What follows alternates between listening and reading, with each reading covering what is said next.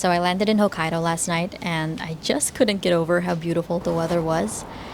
I feel like I haven't been in a proper chillier weather for so long, and so this just feels like such a nice welcome.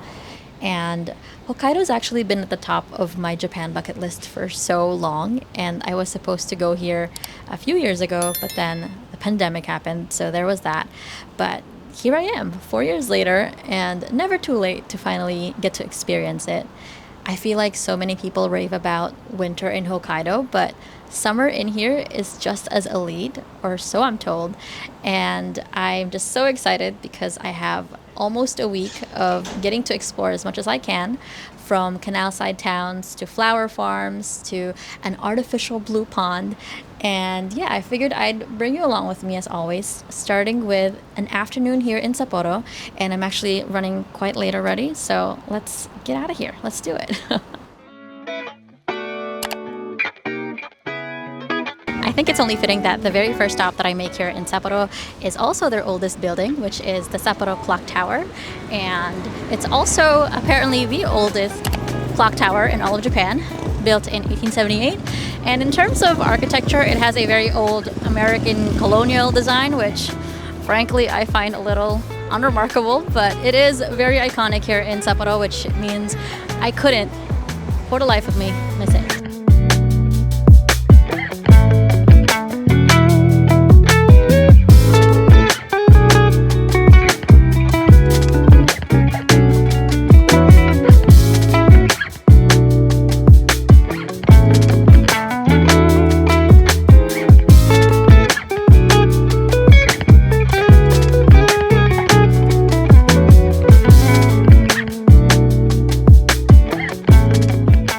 So cool because you not only can take photos here, they actually encourage it, and they have multiple photo spots all around the clock tower, including this one with a statue of William S. Clark, and you can sit down and take a photo with him. He's kind of a big deal here. He was the guy who established the Sapporo Agricultural College, which will later be known as University of Hokkaido, and so he's pretty much the reason why this whole thing is here. And so yeah, I think I'm gonna take a quick photo with him.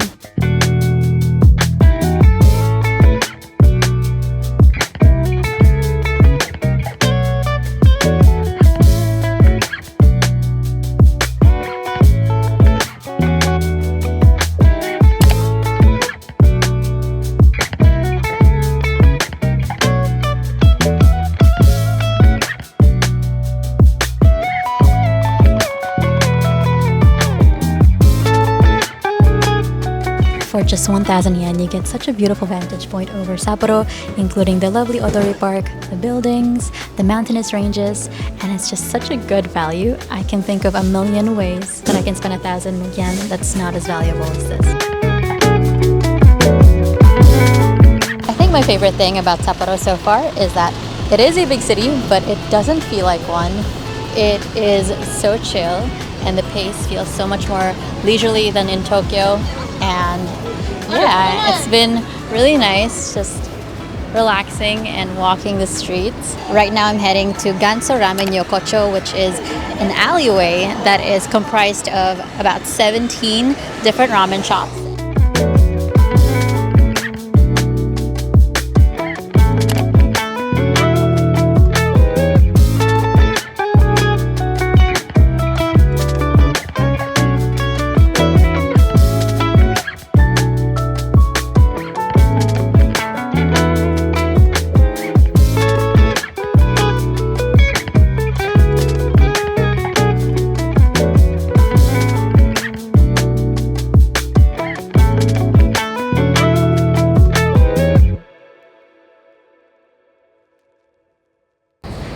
Good morning from Sapporo.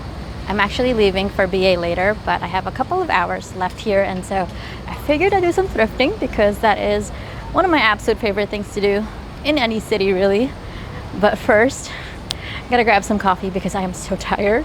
And there's this kind of hole-in-the-wall coffee shop here called BARISTART, and they serve their coffee with fresh Hokkaido milk, which is super interesting. Apparently it makes it taste sweeter and doesn't need sugar, so I'm really excited to try it out.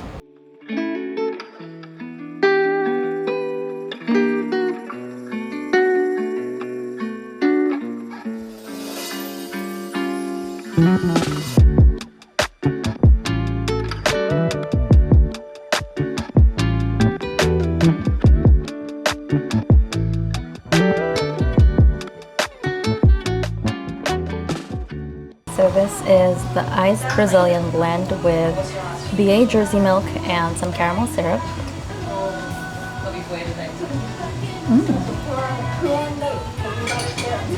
Oh, that's so interesting.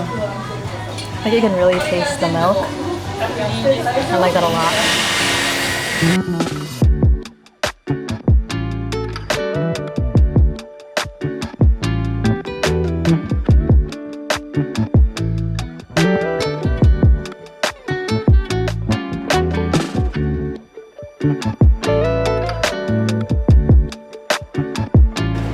It's super exciting because there's so many thrift stores around the area within a few minutes of walking distance from each other. And I don't know, there's some days where you kind of just know that it's gonna be a good thrifting day, and this feels like one. Fingers crossed. I hope I'm not jinxing myself.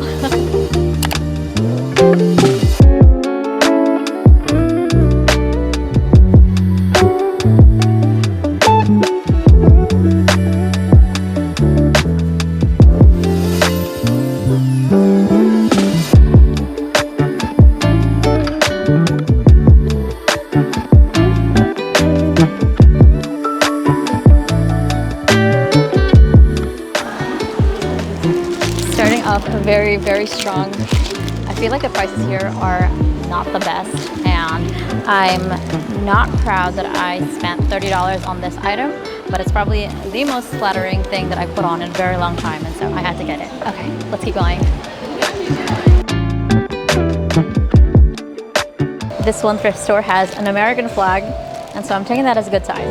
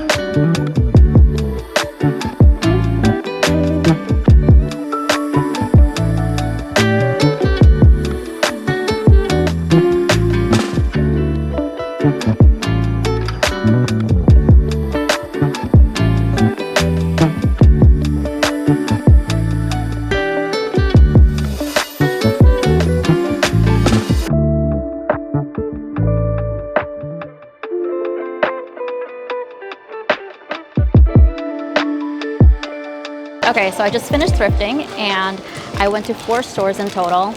Price-wise, I felt like it was very much okay. I felt like it was moderately priced and nothing really to rave about. They mostly sold American wear, and so I feel like you can get these pieces from back home. But that's not to say that I didn't get some really good things. I got 2 pieces in total, but I love them both so much. So the first thing that I got was from 2nd Street, and it is this black Zara dress for $30. And listen, I usually would not buy a secondhand Zara dress for $30, but this just fit me so beautifully, and I haven't had a piece fit me this well for so long, and so I just knew I had to have it. The second thing that I got is probably my most favorite thing that I have gotten, and it is, oh my gosh. Okay, I've been looking for this for literal years, but it is this cable knit Ralph Lauren American flag sweater with turtleneck. Oh my gosh. I saw it and I knew I just had to have it. It's my size. This usually retails around $300 to $400, but I got it for $75. And yeah, I'm just so excited to wear this and have like a cute American 4th of July look. And so yeah, I feel like that was a very successful afternoon of thrifting. I am very hungry, so it's time to go grab some late lunch.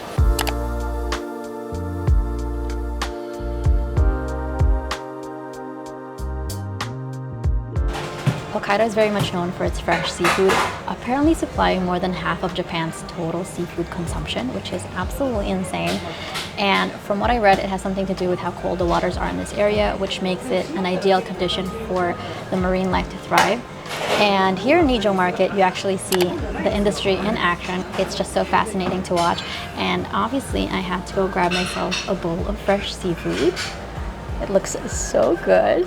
And this one is salmon, salmon roe, and king crab, which might be the freshest bowl of seafood I have ever had in my life. And so yeah, I'm excited to dig in.